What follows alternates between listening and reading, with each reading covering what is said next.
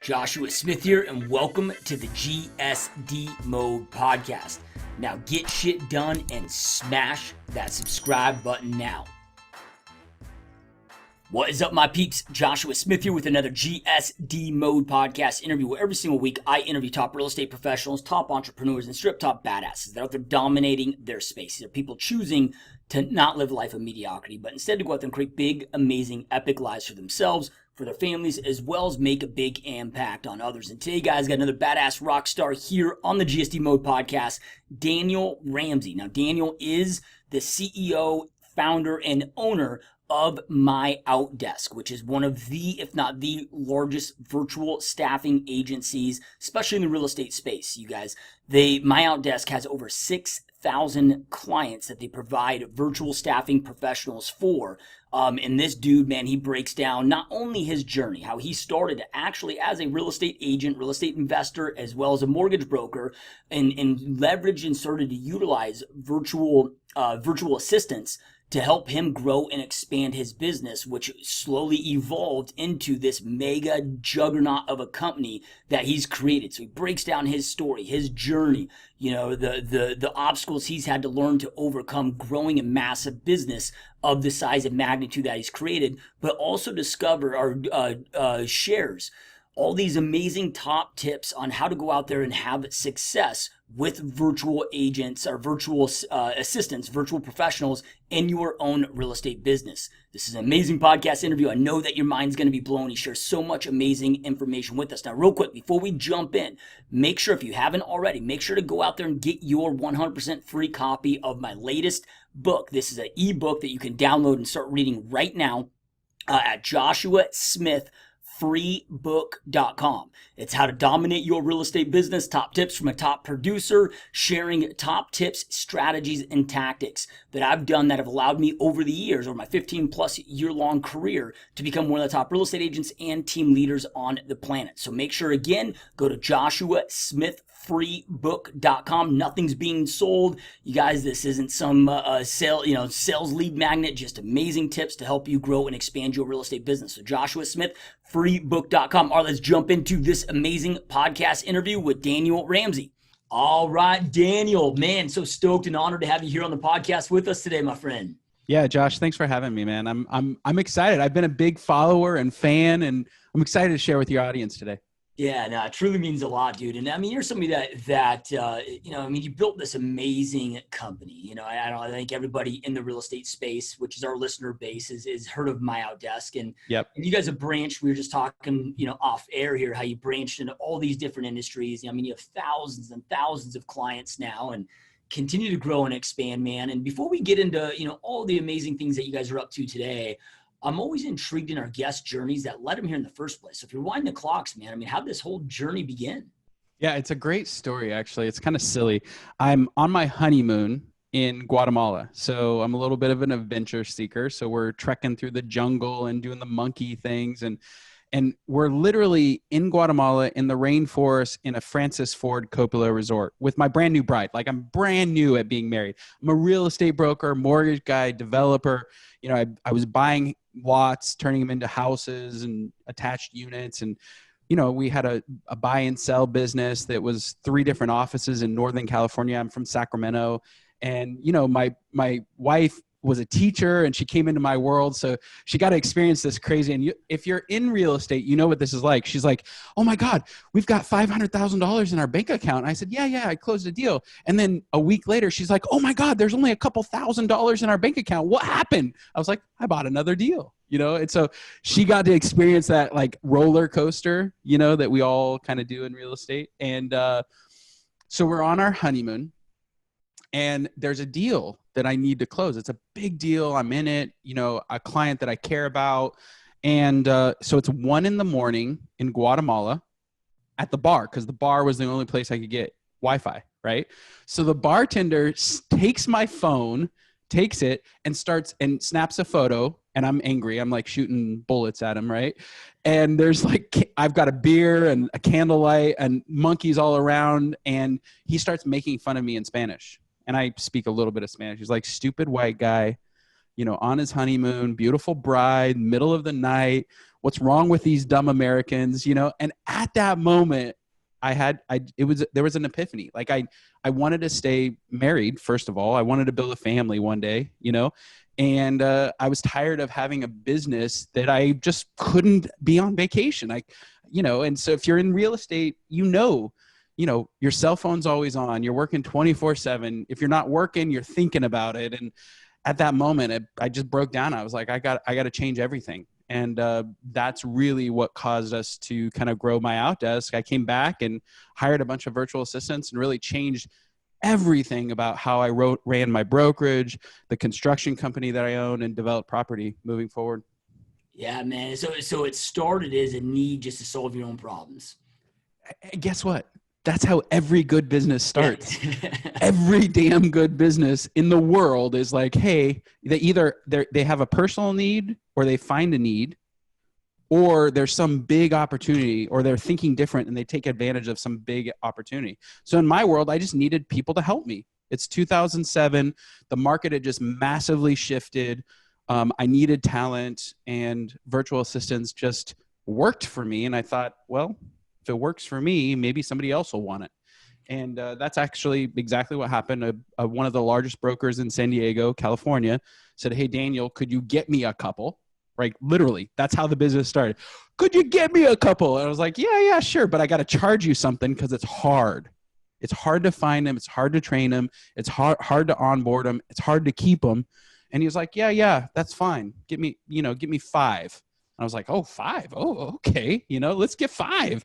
That broker, our first client, ended up hiring 17 his first year. We reduced his operational costs by $100,000 every 2 weeks. And, he sold thousands of homes. So, that's the origin story of MyOutDesk, and really why you and I are talking today. Yeah, no, I love it, man. And then at what point? So I know your friend reached out, the broker. Yeah. But at what point were you like, man, we're onto something big here. It makes sense for me to put my focus here instead of doing the real estate business yourself? Yeah, it's a good question. There were just too many stories. Like, we were changing too many lives. And honestly, it's always around story. Like, a broker would come to me and said, oh my God, Daniel, I have time with my family. I'm going to the gym again. I'm not working weekends. I don't feel that roller coaster of revenue where I close all the deals and I have no deals in the pipeline now because of you. And so there were all these conversations that we would have with our clients that just kept reconfirming. And then there's beautiful stories in the Philippines, which is our company of operation, where we're changing lives, because we pay more than, that's one of the things that you'll see online, is that we pay more than the other companies. We pay more, we keep better talent, they stay longer, we give them benefits and healthcare. So literally, we're educating kids, and families are going to private schools that they wouldn't have gotten able to do. They're changing their entire lives, buying houses, cars, buying investments, and it's because we're connecting, really talented people with really great brokers and agents and teams in the US. And because of that connection, I just got so much, feedback that I was like, okay, I got to just do this full time, man. And yeah, that's really what happened.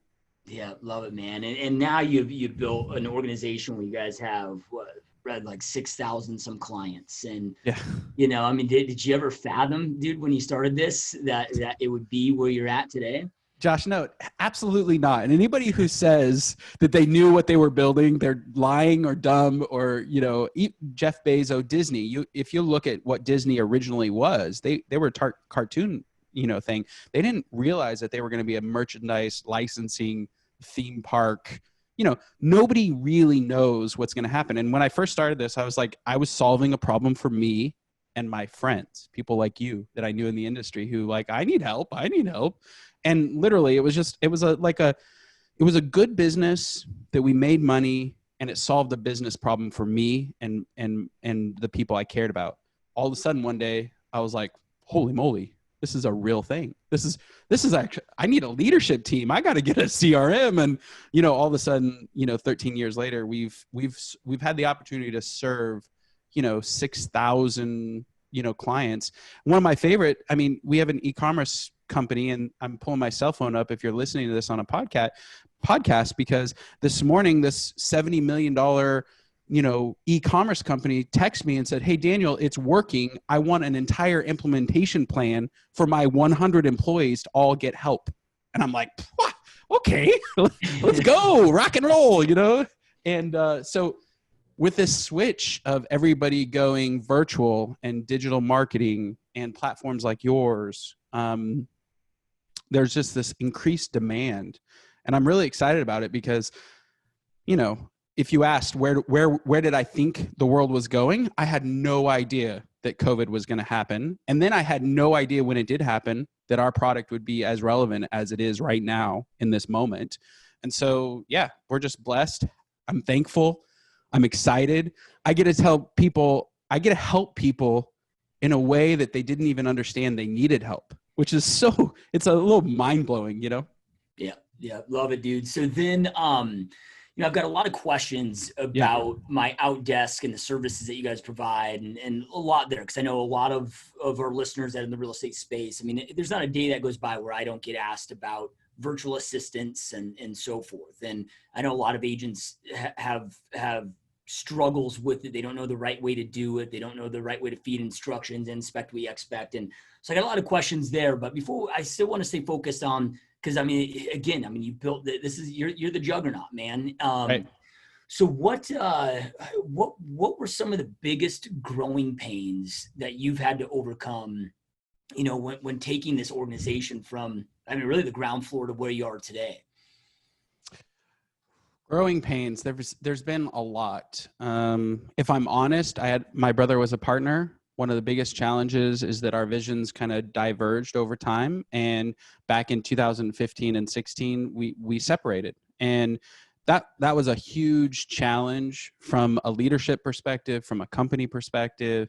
And to be honest, we're family. So you have all that family dynamic. So as now looking back, I realize what my part in that separation was. And I also realize, what I could have done differently. And so one of my biggest challenges is probably not keeping my partner on the boat. I would have loved to have built this together with him over the last 4 or 5 years. But I wasn't able to do that. So that was a challenge. Building a leadership team has been a challenge.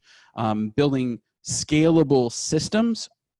If we could do a whole podcast just about scaling a real estate practice and what that looks like, and like what the challenges will be and how you have to compensate people, and so I get to to answer your question, we've had those similar challenges, and leadership, it's always people and vision at our level that are the challenge.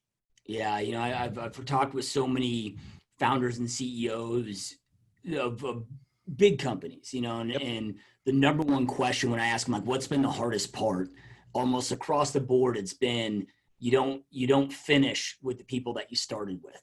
Yeah. Right. And some people just don't grow and expand into the next level where they need to be for whatever reason. But I can, just imagine how tough that is. Cause initially you have that big vision, and Yep. And one of the largest brokers in the country, he said something, and it really resonates with me. Employees have expiration dates, and there's nothing right or wrong, no judgment in that. Your best employees today, you may grow, and they may not be able to make that growth with you. And a lot of people, put judgment around that, or they feel bad for the person, or that person's angry at them because the company grew and now they don't fit in and they feel like the company was disloyal. But the reality is, man, you just got to continue to grow, try to grow your people with you, and realize what you need today could be drastically different than what you need 3 to 5 years. I was just talking to a broker, Joe, and he's trying to make this shift, a really successful guy, couple hundred transactions a year, small team of 6, massively profitable. And he's coming to us and saying, "Hey, I need help with my digital marketing strategy." I'm like, "Okay, good. Do you have a coach?"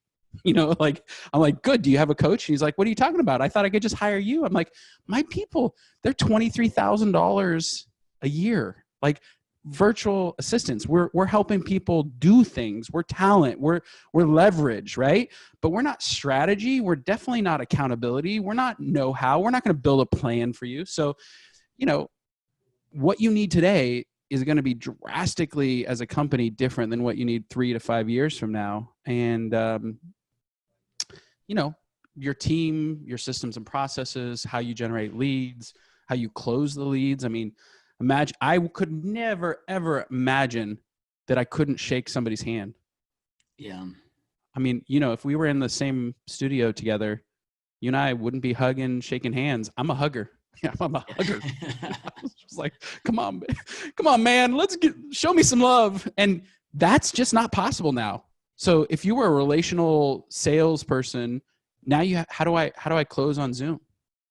The world throws these curveballs at you. And, so yeah, it's been a wild ride. But if you ask a CEO, what's your biggest challenge? And they don't say people, then you're probably not actually talking to a CEO. Yeah. Yep.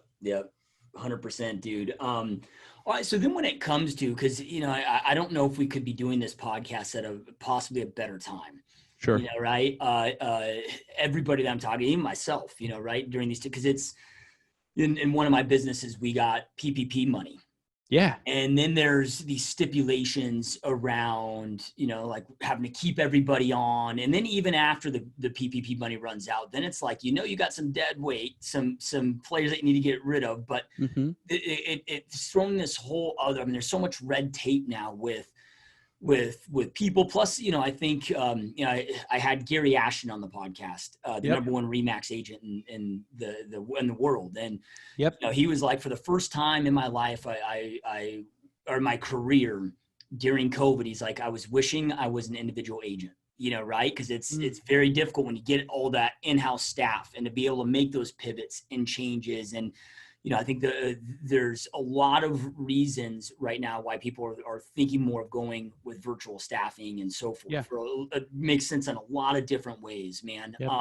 What are some of the biggest misconceptions or myths that you think, and maybe we can speak, I know that you guys service clients in a broad, realm of industries, but our listener base are real estate agents. So, and you started off in real estate. This was kind of where you guys started in your professional field, plus with OutDesk. What are some of the biggest misconceptions or myths that you think, or maybe even limiting beliefs of why real estate agents, team leaders, or broker owners don't go the virtual assistant route?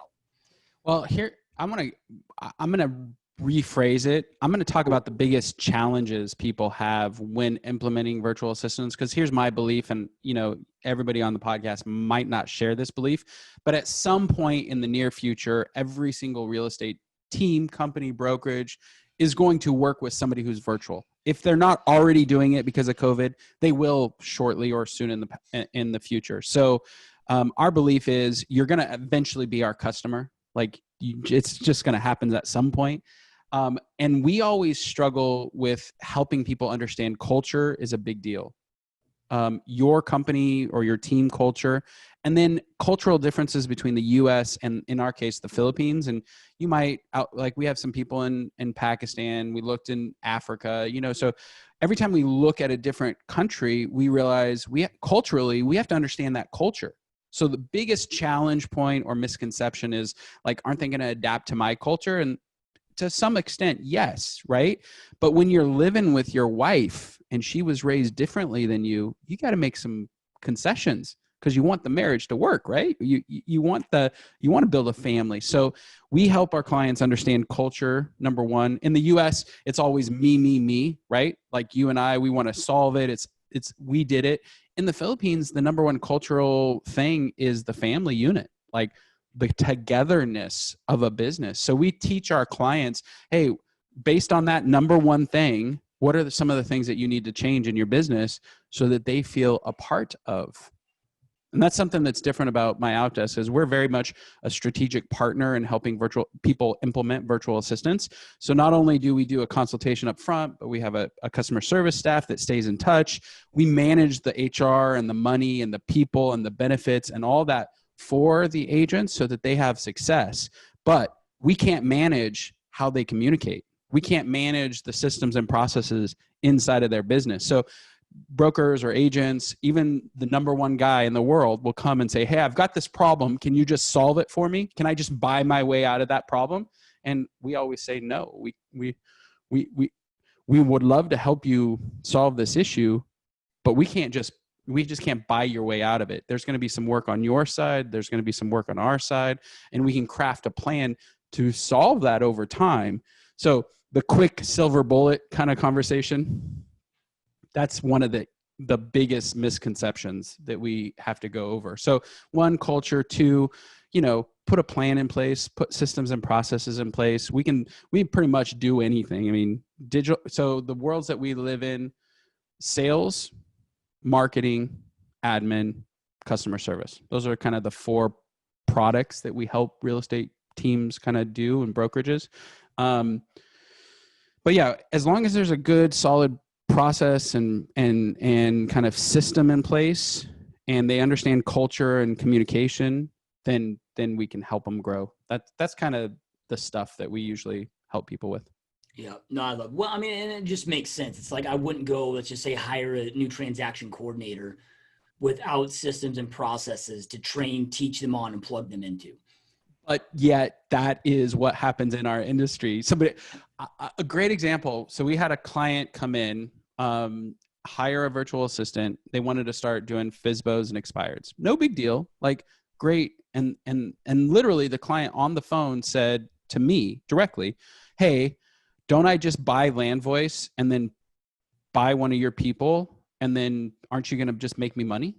I'm like, no, man, you got to have a expired, spot on your website. You got to have an item of value. You might want to think about mailers. You might want to put together an email list and, have a follow-up series. You might, incorporate a little door knocking. You might give the FSBOs and expireds a system that they could use. So what we do constantly is and entrepreneurs are like that. Me, you, we're all like that. We look for the shortcuts, right? We look for the hot chick in class that we could like cheat off or get her notes at the end of the day. That's just what we do. It's built into who we are, right? But in business, as you're scaling, there really isn't a hot chick that you can get notes from. Like, the work is required. And so that's why I like coaching platforms and podcasts that help people understand these things.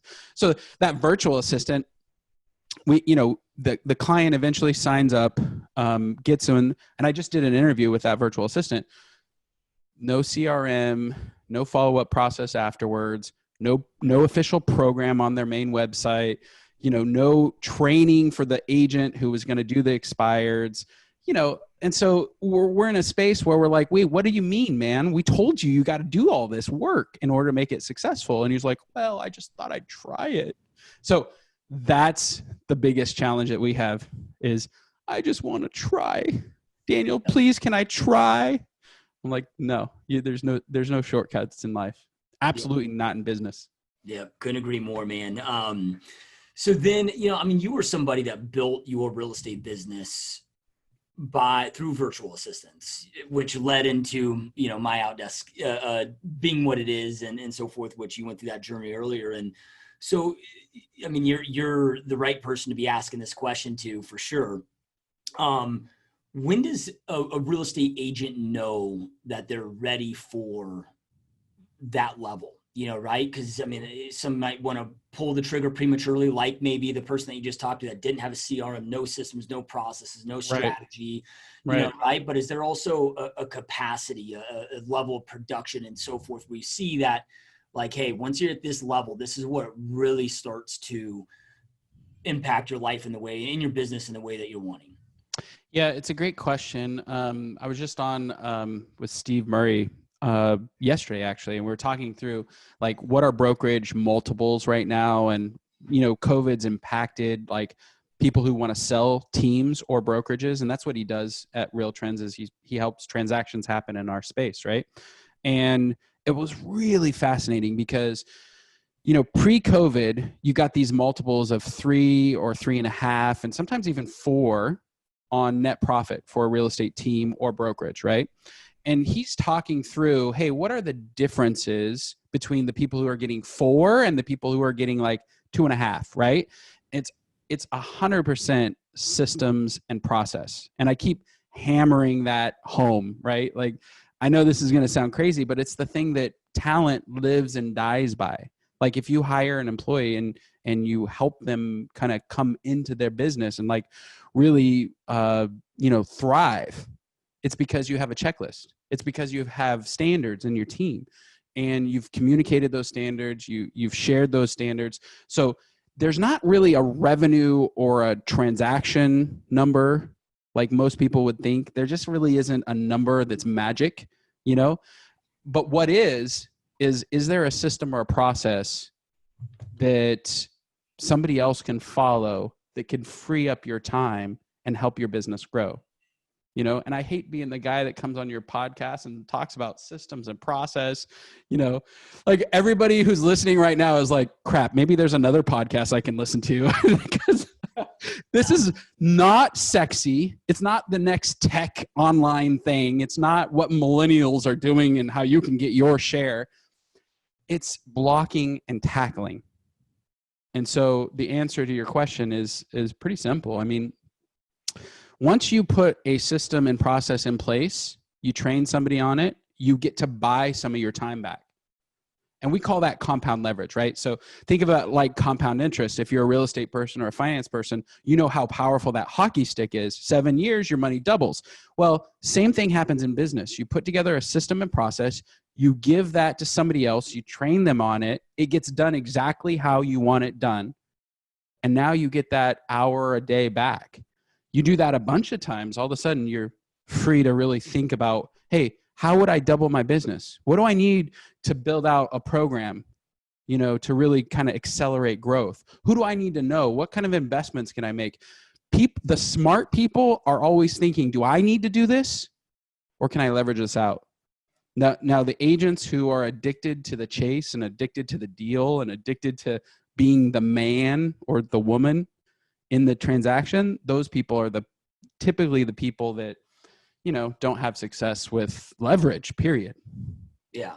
Well, and it's sad because it doesn't mean that they have to exit from that role. It would just allow them to, maybe their capacity is 50 deals a year on their own, and they could be doing 120 if they leveraged out and outsourced the non-money making activities. And no, dude, I mean, systems and processes, man, that's my obsession. Here's my team Bible, if you will. Everything that we do, right? There's a system, there's a process, there's a checklist, there's, right?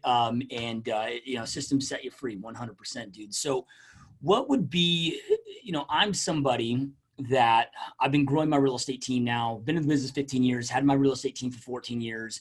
I've never had a virtual assistant. I know. What the heck, man? I know. So I'm hoping that you persuade me, right? And a big part of it is, has been the culture element, right? Of wanting to kind of protect that culture and, and I don't know, I guess my mind's starting to shift and change with my executive assistant who's been with me now for about 2 years. She's in Michigan. So she's a full-time employee, but she's 2,000 miles away and we've had to adapt. I always had this kind of limited mindset of I need to see him in the office. I need to see him. Yeah.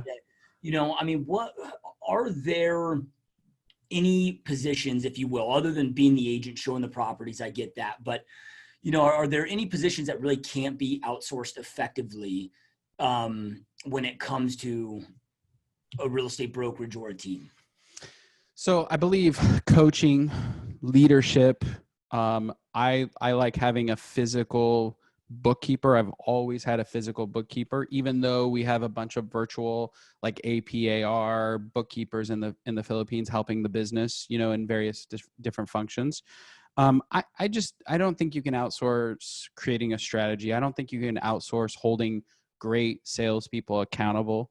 I don't believe strategy and positioning is something you can outsource. Like you're not going to call us, just like Joe, we were talking about Joe earlier. You're not going to call us and say, hey, Daniel, I need your VA to help position my company so I can win in my marketplace. Like that's just, not only are our people are leverage.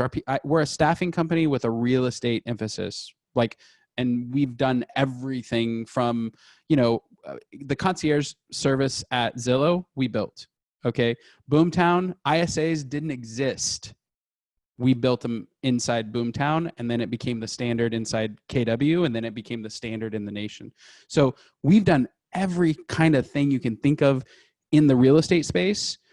But, nobody's going to replace ingenuity. Nobody's going to replace like the strategy and leadership stuff. We're really thankful because of this COVID thing. I mean, prior to COVID, and here's some stats that are just simple stats, right? And if you're listening right now, if you're driving, don't write these down. If you're in a space where you can think and write it down, 96% of all businesses never get over $1 million. So roughly 28 million businesses in the US, most never get over $1 million in revenue. Well, when you start peeling back the whys, it's always leverage. It's always this question of, who do I need on my team? Right? A billionaire doesn't go in and buy a sports team and then say, I'm going to run the thing. That's ludicrous. Yet as real estate professionals, that's what we think. We're thinking, I'm going to run this thing because I just got it, and it's like, it's really dumb. So the question that I like people to ask themselves is, who do I need on my team in order to double? If I was forced to double, who do I need? And that question typically leads to a lot of opportunity. Yep. I love that, man. Then as far as if somebody's watching this and they're like, look, I'm not a system and a process, freak like, Josh and Daniel are. Yeah. I don't have those together, but man, I need some help. Yeah. Now, do you guys have a process where you can kind of walk them through and help them maybe unpackage? Because they might have it all on here. Yep. They just don't have it yet into a checklist. Yeah, we love it, man. In fact, we've got our Bible, our version of the Bible. I'm showing it on the screen right now. Last year, I wrote a book, and perfect timing, COVID hit right after. I'm like, oh, okay, this works. But here's the thing. It doesn't have to be challenging. Like literally, I'm going to walk you through it because not everybody is perfect at creating systems or processes, but I'll just share because I understand the value of it, but I freaking hate it. I mean, I'll just be honest. I freaking hate it. I mean, that's the truth of building systems and process. If I could sit here and hang out with Josh all day long and we could trade stories and talk about who we know, that's beautiful. You want me to write a process? I'm like, oh God, okay, please don't do this to me. Okay. But anyways, I digress. Step one, get it out. So very simple. Get on a video like we are right now, Zoom, Ring Central, Screencast-O-Matic, doesn't really matter. Get on a video and then blurt it all out. This is what I want to happen. These are the 14 steps. This is why it matters. This is who's going to do it. This is the systems. And if you can, share screens and then just do the work. So you're creating a video, and we like to say play, pause, do, right? You're creating a video where you're explaining everything, the what, why, when, where, whatever. Then I'll have a virtual assistant document that, write it up, package up the video, right? Cut out the stuff that I always do, right? And then write out on a Google Doc the operating procedures. It's really not hard, right? And so that virtual assistant then has just documented the system, and maybe you do 3 to 5 examples of that. If it's inputting a listing or taking care of a customer or, doing something, you're just documenting your system virtually, right? Takes you 20 minutes, maybe 10. Virtual assistant goes about writing it down. You review it together. Then you ask them to go do it. Then you're like, okay, you're on the race. Go to the races. You've written it down. You've watched the 3 to 5 videos that I've created. Go do it. When they do it, they bring it back to you. You guys review together. They do a couple more. You've built a system and a process. Update your checklist because there's going to be always little tweaks. And literally, this thing can be, it doesn't have to be challenging, but what leaders screw up, and this is an easy example, in a real estate team, a lot of knowledge is tribal. This is how I've always done it. And I taught my transaction coordinator to do it. And my marketing person knows because they live right here in my office. And, that's normal, right? What we're saying, when you go virtual And that's one of the things we want to give away. We want to give away a copy of our book because this is a process that's in there. When you grow virtual or go virtual, what happens is you're forced to document your systems and processes. That documentation, remember we talked about Steve Murray? That's the difference between the 4 multiple and the 2 multiple. That's the thing that makes your company value. It's why I could sell my business. The number one challenge that everybody has in the real estate game, they quit, they don't have any retirement and can't sell anything. Yeah. They spent 30 years slanging real estate and they retire and now their kids got to pay for their retirement home. You know, like there's an opportunity for the 96% of us who've never gotten over $1 million in revenue. And it's not challenging. It just, you know, go slow, have great people, hire a virtual assistant if you need to, and, you know, just slowly implement. Yeah. And the cool thing is, and I preach this to agents all the time, is you can do it as you're doing it. You know, yeah. You have to be, it's like, okay, I'm inputting the listing into the MLS. Let me just screencast it. Okay, I'm going here, I'm doing this. And it's funny because my process is almost the same as yours, man. I record the video. I send it to rev.com. That's like $1 a minute to transcribe it. Yeah. Clean it up. That creates the manual. And then we take the manual and then we create a checklist, you know, right? And boom. Well, and here's what's fun. So I just did this because creating a system and process is one thing. Implementing it into your team is another layer and it's another level of leadership. And so, you know, we did this with our prospecting people today, actually, like literally today. We are so busy. Last month, we had 115 agents raise their hand in Canada and the US wanting virtual assistants. By the way, that's never happened before. We've never broken 100 full-time people. So we're scrambling, right? Our sales team is overbooked. Our prospectors are like, they can't get appointments. We have a capacity issue. You know, you asked earlier, what are some of the issues? Well, we're busy and that's an issue.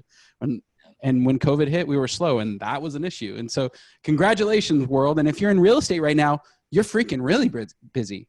That's it. You're busy, right? And so we're working through like what we need to do. And I started, this is my leadership philosophy, right?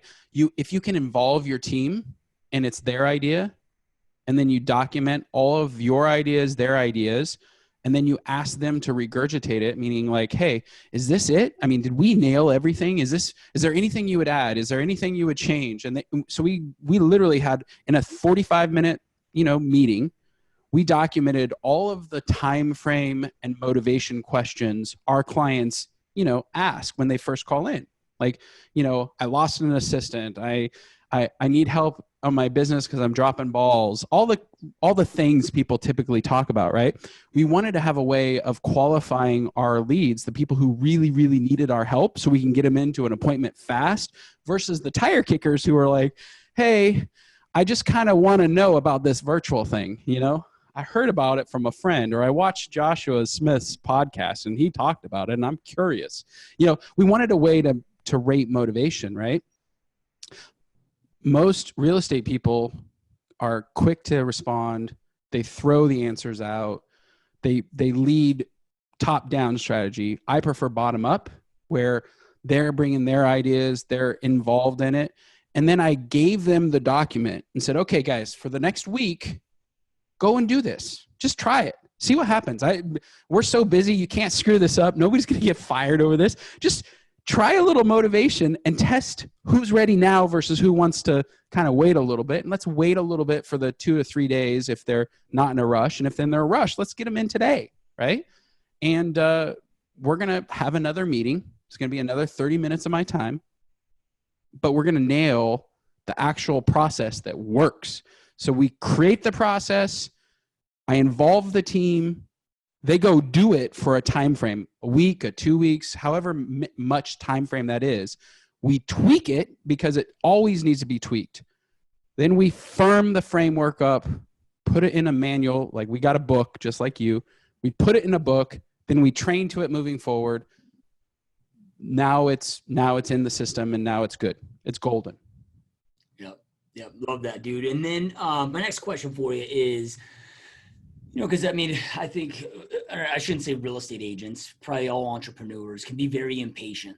Yeah. and may not give things enough time. And that was a hard thing that I had to learn when I first started delegating and hiring, is the amount of time it might take to get somebody fully trained, right? Because if I Yeah. hire a virtual assistant through a company, man, they got to learn not just my processes, but then also it's, my CRM system, right? It's all of those things. So, I mean, how much time does it typically take? And I'm sure it probably varies per role. But just so people don't stop 3 feet short of gold, they're going in this with the right amount of time to make sure that the person's properly trained and so forth. I mean, what is kind of the onboarding time frame? It's kind of like, yeah, it's a great question. And I'm going to answer it with it varies. And like you said, it varies with roles, it varies with teams, it varies with the systems and processes. It varies, with people. I'll give you a great example. We hired a sales guy, I don't know, 2 years ago, and it took him 5 months to get up to speed. And usually it takes 90 days, and like, do we fire him? No. It took him an extra 2 months. So what? He's going to be with us for the next 5 years. He's going to help me grow and scale this business. And he's a great culture fit. He's the right type of person. He has the same values that our company has. He's in service of our clients. And so, no, absolutely, I would never fire that guy. But I had to wait an extra 2 months before we started getting a return on time investment, getting him up to speed, as well as dollar investment. So, we like that 90 to 180 days, 3 to 6 months range. Transaction coordination is difficult. Some of our clients have, 19 different locations across 7 different countries or states, right? Well, guess what? You bring a transaction coordinator in, you got to learn the differences in every single state. And guess what? Not very many people have documented what TC work in Arizona versus New Mexico looks like, and so you might have to document stuff. So the answer is it's widely different based on what the role is and who you're hiring and what your team is. But the thing that we always do, and this is something that sets us apart, when somebody comes into MyOutDesk and we do a consultation, basically, we're not a coaching company. We're not we don't stick with you long term and make sure you hit your goals, right? We're not going to hold you accountable. That's not what we do. But we do spend as much time as required upfront to craft a really good launch plan. So who's on your team? What are your systems? What is the process? What does the role and the outcome look like? Like, are you hiring us to save money? Are you hiring us to save time? Or are we going to help you grow your business? Those are kind of the 3 main ones that we kind of focus on. And so we really dive deep. And like that guy who came in and didn't have anything set up, he had to lie to us to get a virtual assistant, literally. Like, and he lied, and we watched the video. And so here is where you told the salesperson that you had a CRM. Sounds like you don't have a CRM, So we do all the work up front so that you have a much higher level of success than if you did it on your own. But, people are messy is my favorite. If you've ever had employees, it really is. It's that next level of leadership. It's like you're in service of your team, so your team can be in service of your clients.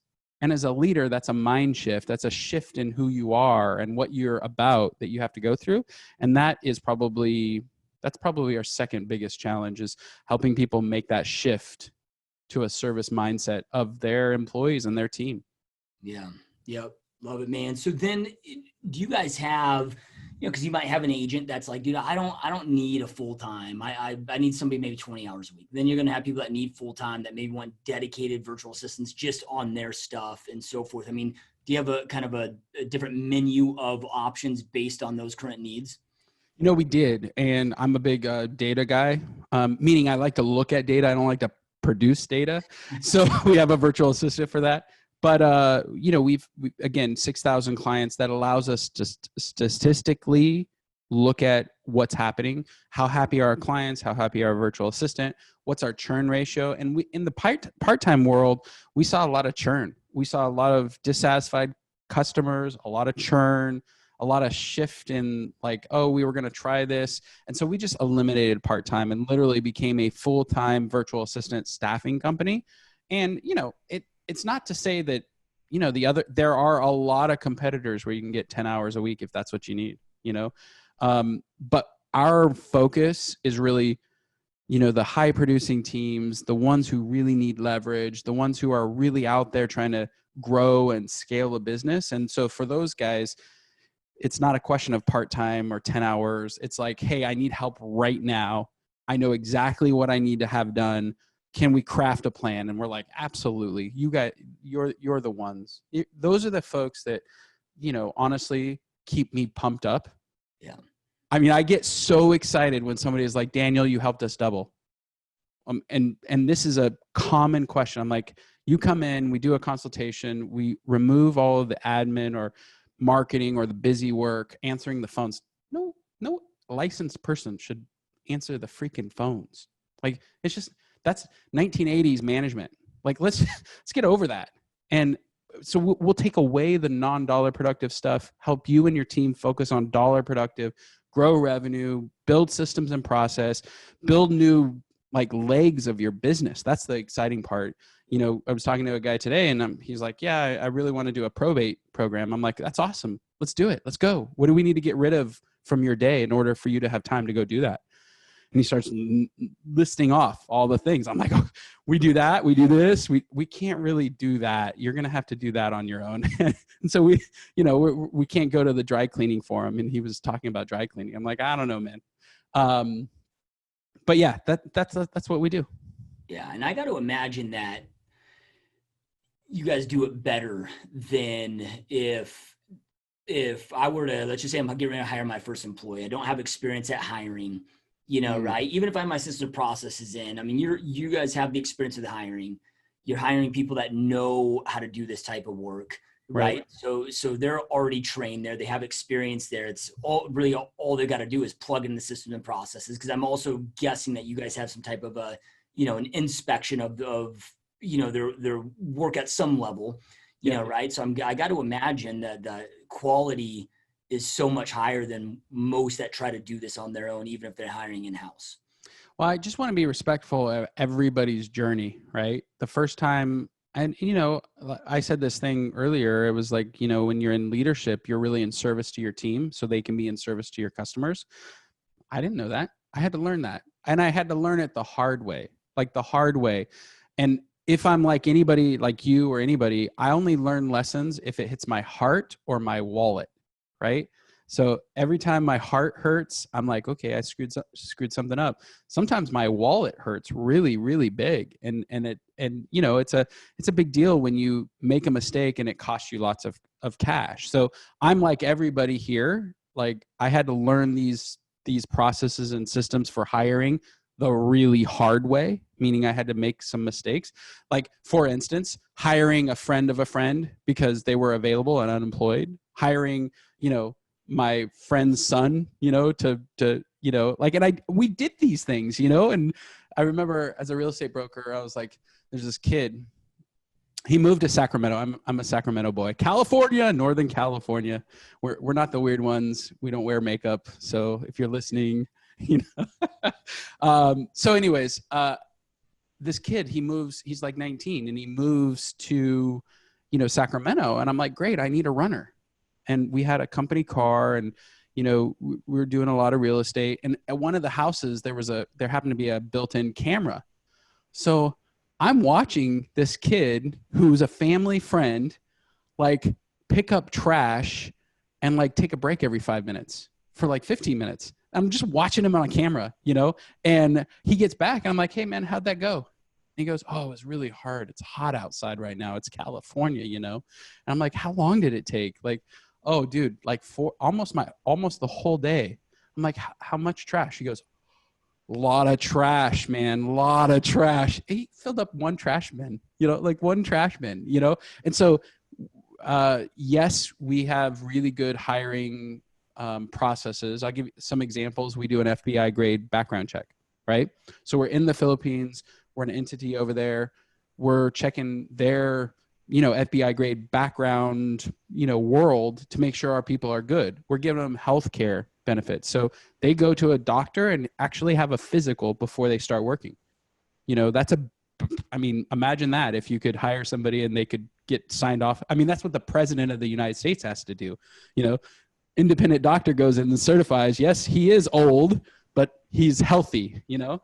So we do those kind of things. And we're really a done with you product. So we're not a done for you. We're done with you. So we'll craft the plan together. We'll define what the role looks like. We'll make sure you got the right systems and processes. And then we'll suggest these 5 or 10 people are who you should interview. And then you get to select and hire. And then we're in the relationship for the first 90 days pretty heavily. And then after that, we're doing check-ins and making sure everything's going well. And we have some technology that helps the relationship a little bit too. And just a lot of, honestly, we have a lot of people who know what they're doing. Yeah. That's the thing that helps our agents the most. Yeah, especially with 6,000 clients served over the years, you know, you learn fast, I'm sure. Yeah, and you know, the fun thing is, as an agent, it's lonely, man. You know, it can be lonely being a team leader or a broker or, you know, I mean, it can be lonely. And so what we do in our consultation is you're talking to typically a licensed professional who's done this hundreds, if not thousands of times. One of our guys has been with us 8 years. So imagine 8 years, 5 consults a day, 22, you know, average working days, 12 months. This guy's done thousands of calls. So he's seen everything, every mindset, every system, every process out there. And so, yeah, we get the ability to look in like Joshua's org chart. We don't do business with somebody without understanding who's on the team. Then we get to look at his systems and the tech platforms. And so we've got this view into all these different companies and how well they're ran. And then we help people craft very similar like style plan for implementation of virtual assistants. Yeah, that's awesome, man. So then is there, you know, with it taking anywhere from 3 to 6 months to really get things rocking and rolling, like we talked about a moment ago, I'm guessing that for people to see the full value out of it, you know, they've got to be willing to commit for like a year, you know. Is there a type of a commitment like that? Yeah, we prefer that our clients really commit. We have a 90-day kind of commitment period up front, and that's where all the pain is in the first 90 days.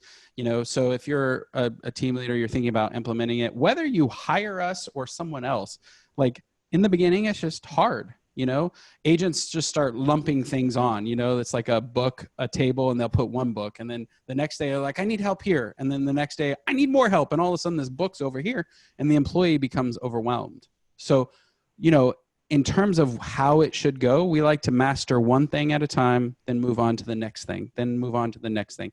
That's why the 90-day exists. And that's kind of our lock-in period. But we have a lot of clients who are like, Daniel, we're with you forever because you give us talent. And it's super fast. That's the other thing. Try to hire somebody right now. It's hard. Yeah. People are like, you know, the lumber, I'm a developer. So I order some lumber, right, for a cabin up in Tahoe. And it's taken 75 days. It showed up today. Like literally, I ordered this lumber back in May.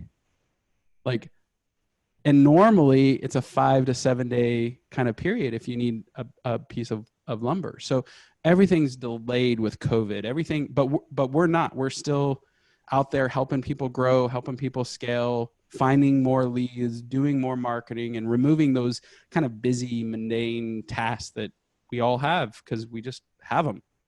Yeah. Well, I will tell you, I mean, one thing for me was that COVID was a big eye opener. And I know a lot of other business owners have this feeling of, man, the I guess, exposure to bricks and mortar, Yeah. you know, right? Like I'm planning on downsizing all my office. I mean, I have way too much office space. I come into here, dude, and there's 3 people in an office, you know, right? I'll go 3 people in a 10,000 square foot space. And, Yeah, you know, right. So, you know, you don't have, I don't think people that don't hire in-house staff understand the true costs, you know, right? You're talking overhead equipment, you're talking health insurance, payroll tax, Social Security tax, you know, right? This person that you think is going to be 15 or 17 bucks an hour, you know, ends up being 25 when all said and done.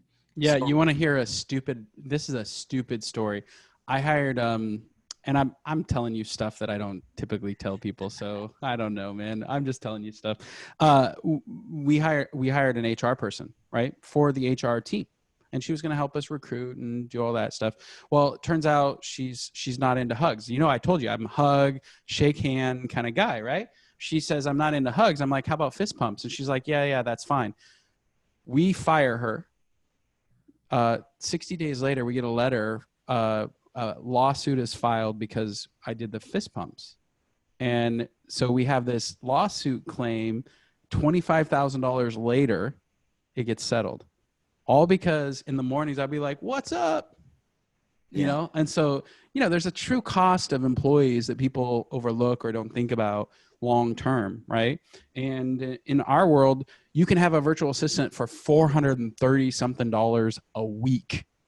Like, come on, man, let's go. You know, let's do this. That's the dollar amount. So you're not talking about a huge significant amount of dollars. And here's the thing, clients or people, business owners who at some point care more about their time than their bank account, those are our ideal clients.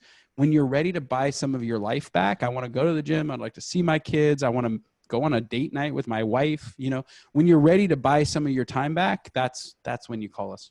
Yep. Love that. And is that 430 a week, does it vary based on the task you have them doing, or is that just kind of regardless of the task that they'd be doing? No, I mean, so we're very clear. Our people are virtual professionals, and I didn't really talk too much about that. So the industry is virtual assistants, right? So it's so cool. A couple of years ago, maybe like 5-6 years ago, I got a chance to meet Tim Ferriss, right? The author of 4-Hour Workweek. So I started outsourcing at the same time that he did in 2007. Like my first person was in 2007. And then the book came out, and the book really became famous in 2009 and 10. And Tim Ferriss and that book had more to do with our company's growth than anything else, because there just weren't companies out there that really understood how to work virtual and do it. And so it was such a great timing, great perspective, right? Our people, though, they're virtual professionals. They're not virtual assistants. We have, if you need a salesperson, we're going to give you a salesperson, somebody who's converted over the phones their whole career, and they're just going to simply come do it for Joshua and his team. If you want an admin, we're finding somebody who's done admin work, like they're a project manager, they're somebody who's an admin based person. Same thing as marketing. Got great graphic design people, great video editing people. Like, so those are the kind of, and customer service, that's the other side, customer service stuff. So we're going to find somebody who's a virtual professional in those 4 categories. And those folks, they cost $1,747 a month, or around $430 a week.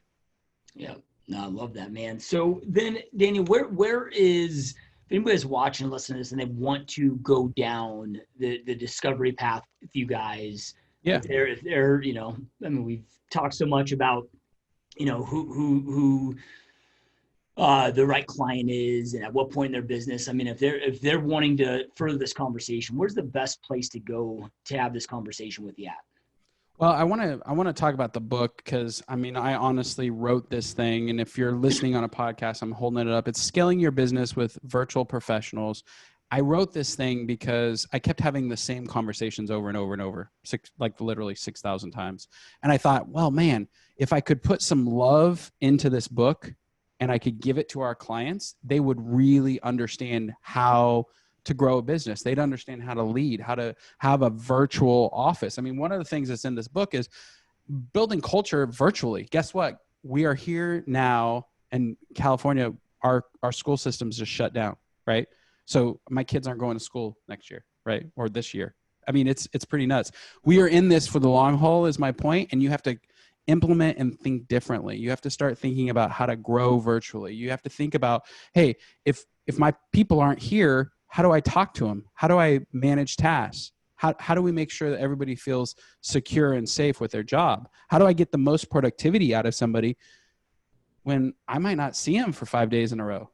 So all of that love is in this book. And if you're listening right now, you can get a copy by just texting S as in Sam, V as in Victor, P as in Paul. That's the message. And the number is 31996.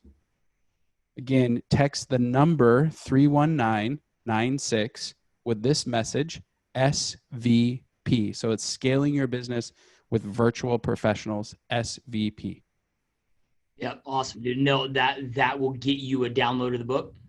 Yeah, and it's a Kindle version or a PDF, and that's a great place to start. It's kind of our top of the funnel. It'll give you a little background story, the story about Guatemala, right? Yep. Francis Ford Coppola, who makes great wine, by the way. That's my tip of the day. He does make good wine. And yeah, you get the copy of the book, jump on our website if you wanted to find out more. We put out blogs, videos, like we'll post this there because you're famous, and a cool guy to hang out with. I appreciate that, man. Yeah. And wherever you guys are watching, listen, wherever you're at, you just scroll below. If you didn't write that down, you weren't able to write it down for whatever reason, we'll have all that information below. Again, wherever you're watching or listening, and make sure to get that to you. And I know the second that we hang off the podcast, I'm going to do that get a copy and dive in, man, because it's information I think that we all need, and it's a direction I know that I'm for sure going to be pivoting to here in the very near future. So, but yeah, Daniel, man, truly appreciate your time being here. I know extremely busy, especially right now. You're busier than ever, and this has been a great time, my friend. It's been a huge honor. Yeah, and I love serving people, and by being here, we're in service of your audience. And if your audience wants to move forward, like I just want you to know, none of our process is a sales pitch. It's only to help you grow and scale your business, or save some time, or reduce costs, right? So, yeah, reach out to us. Thank you for your time and actually serving the industry. You were one of the first guys to put together a podcast that actually had real valuable, actionable stuff. Like podcasts before you didn't, Pat Hyben hadn't done it. There just wasn't other, places to get good, real content. So I've been a fan and a follower of yours for, I don't know, I feel like a long, long time. Have you been doing this for like a decade? Yeah. Well, first of all, man, I really appreciate the kind words. It really means a lot. And I've been, the podcast officially started about 5 or 6 years ago. Okay. But before that, I had no idea what I was going to do. I just had started to exit from production in my real estate team. And, I knew YouTube was going to be big. Something. I've never fathomed it would be what it is, but, I knew it was going to be something. And, so I put out probably 600 videos, just real estate tip type videos for real estate agents. That's what it was. Before the pod, so, it's as far as releasing content very heavily, it's probably been about 7 or 8 years now. Yeah. Well, you're an icon in the industry. Every time somebody goes, "Oh my God, you were on GSD? That's amazing." So anyways, I just appreciate you for doing what you've been doing and having me today as a guest. Yeah, it truly means a lot. Appreciate you being here. And those again watching and listening, we truly appreciate all your support. Thank you so much for being here, and we'll see you next time. Peace. Bye, man. Hope you enjoyed this GSD Mode podcast episode. Now make sure you get shit done and smash that subscribe button now.